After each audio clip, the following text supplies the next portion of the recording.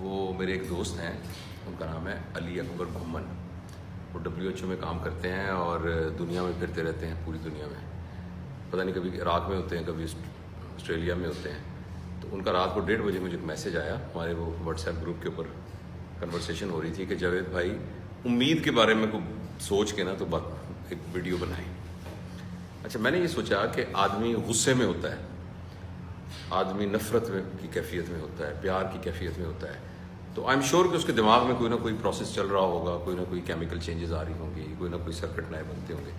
تو یہ امید آخر کیا چیز ہے؟ امید ہمارے تھاٹ پروسیس کے لیول پر کیا چیز ہے اور ہمارے سب کانشیس میں کیا چیز ہے؟ میں نے کافی سارا اس پہ غور کیا, تھوڑا سا لٹریچر بھی دیکھا. تو جو باتیں مجھے سمجھ میں آئی ہیں نا, اس کو سمجھانے کے لیے ایک چھوٹی سی کہانی ہے. ایک نیورو سرجن تھے بہت بڑے, تو انہوں نے بتایا, میں مختصر بتا رہا ہوں, انہوں نے یہ بتایا کہ میرے پاس ایک پیشنٹ آیا, برین ٹیومر کے لیے ریفر ہوا.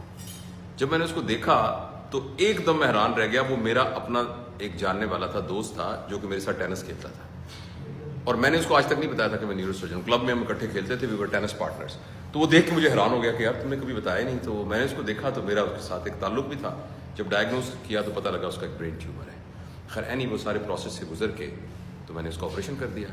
آپریشن اس کا ٹھیک ہو گیا, ہماری دوستی اور پکی ہو گئی. جو میرا ایک پروفیشنل ریلیشن تھا وہ اپنی جگہ پہ تھا. وہ مجھے پوچھتا تھا کہ یار میں ٹھیک ہو جاؤں گا؟ تو میں نے اسے کہا ٹھیک ہو جاؤ گے. کہتا وہ کچھ عرصے کے بعد پھر اس کو دوبارہ ریکرنس ہوئی برین کے اندر. جب ریکرنس ہوئی تو پھر اس نے مجھ سے پوچھا کہ یار میں ٹھیک ہو جاؤں گا؟ تو میں نے کہا یار انشاءاللہ ٹھیک ہو جاؤ گے. نہیں انشاءاللہ تو خیر میں کہہ رہا ہوں کہ ٹھیک ہو جاؤ گے. تو انہوں نے کہا کہ ہم نے جب علاج کیا پتہ لگا تو انہوں نے کہا جی اس کی ری سرجری کرنی پڑے گی. تو وہ بڑی ٹیکنیکلی بڑی مشکل سرجری تھی, میں نے وہ سرجری بھی اس کی کر دی.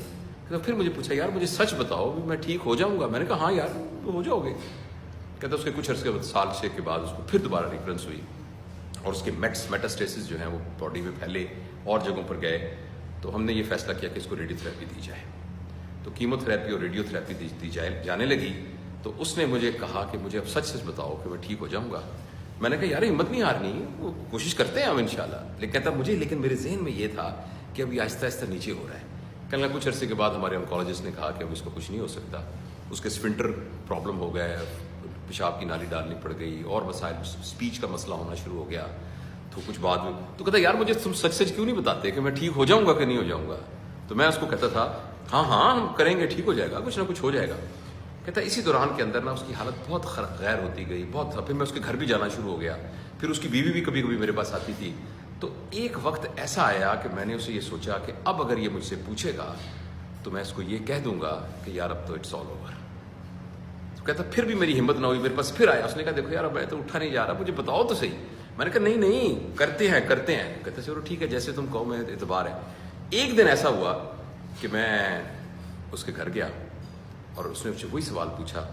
تو میں نے اسے کہا کہ دیکھ ہم اس فائٹ کو کرتے رہے ہیں لیکن تم سمجھدار آدمی ہو, سب کو اس دنیا سے جانا ہے, تو میرا خیال ہے کہ اب نا یہ کافی مشکل ہے اس کا ٹھیک ہونا. تو اس نے کہا اچھا کوئی بات نہیں, thank you for letting me know the truth. کہتا میں گھر آ گیا مگر میری طبیعت اتنی بوجھل تھی, میں کھانا کھا کے لیٹنے لگا تو میری پھر طبیعت بڑی بوجھل تھی. تو میں نے ایسی دوبارہ اس کو تسلی دینے کے لیے فون کیا. تو میں نے اس کی بیوی نے فون اٹھایا. تو میں نے کہا میری اس سے بات کراؤ. اس نے کہا تو آپ کے جانے کے 5 منٹ کے بعد مر گیا, فوت ہو گیا. تو اس نے اپنی کتاب میں یہ لکھا ہے کہ جو امید کی جو تار تھی نا وہ میرے ہاتھ میں پکڑی ہوئی تھی اور وہ تار اس کو زندہ رکھی ہوئی تھی. اور جب تک میں اس کو کہتا رہا کچھ نہیں ہوتا, تو اس کی اندر کی انرجیز جو تھیں وہ اتنی اسٹرانگ تھیں کہ وہ اس کے پورے میٹابولزم کو اور اس کے سسٹم کو کھینچتی رہی باوجود اس کی بیماری کے. جو ہی میں نے وہ تار کاٹی امید کی تو اندر سے کوئی کنیکشن کٹا اور اس کے 15 منٹ کے بعد وہ فوت ہو گیا. بیمار تو وہ تھا ہی خیر. تو اب اس کے پیچھے کیا فینومینا ہے, میرا نہیں خیال کہ میں اس کی کوئی پیرا سائیکالوجی وہ ڈسکس کروں. لیکن اس واقعے نے مجھے بہت موو کیا اور یہ بتایا کہ امید وہ طاقت ہے جو ہمارے اندر ایک موٹیویشن, ایک جذبہ اور گرے ہوئے کو بھی یہ امید یعنی یہ اس کو حوصلہ دیتی رہتی ہے, یہ قوت کہ وہ اٹھ کے کھڑا ہو سکتا ہے. تو اس لیے ہمیں اپنے لیے بھی اور اپنے پورے انوائرمنٹ کے اندر امید کو کبھی لوز نہیں کرنا چاہیے. اور اگر آپ نیٹ پہ لکھیں نا تو دیر از اے ماڈل, وہ ماڈل ہے کہ ویژن ہوپ ماڈل, کہ اگر آپ کا کوئی بھی ویژن ہے نا اس ویژن کے ساتھ ہوپ کا ہونا بہت ضروری ہے. جیسے ہم اکثر بیٹھ کے کہتے ہیں یہ ملک ٹھیک نہیں ہوگا, یہاں کا آوے گاوا بگڑا ہوا ہے, یہ عوام نے ٹھیک ہونا ہی نہیں ہے, یہاں جو مرضی کر لو ٹھیک ہوں گے ہی نہیں ہوں گے, نہ بابا یہ قوم ٹھیک ہونے والی نہیں ہے. تو یہ تو بنیادی طور پر یہ کہنا ہے کہ ہمیں کوئی امید نہیں ہے. اور جب ہم کہتے ہیں ہمیں کوئی امید نہیں ہے تو ہم بنیادی طور پہ وہ رسی کاٹ دیتے ہیں کہ جس کی بنیاد کے اوپر ساری کی ساری وہ کھڑی ہوتی ہے, پوری کی پوری ایک جو اسٹرکچر کھڑا ہوا ہوتا ہے. تو اس لیے میرے خیال میں امید وہ طاقت ہے, اور ہمیں ہر وقت ریئلسٹک ضرور ہونا چاہیے مگر پر امید ہونا چاہیے. Thank you.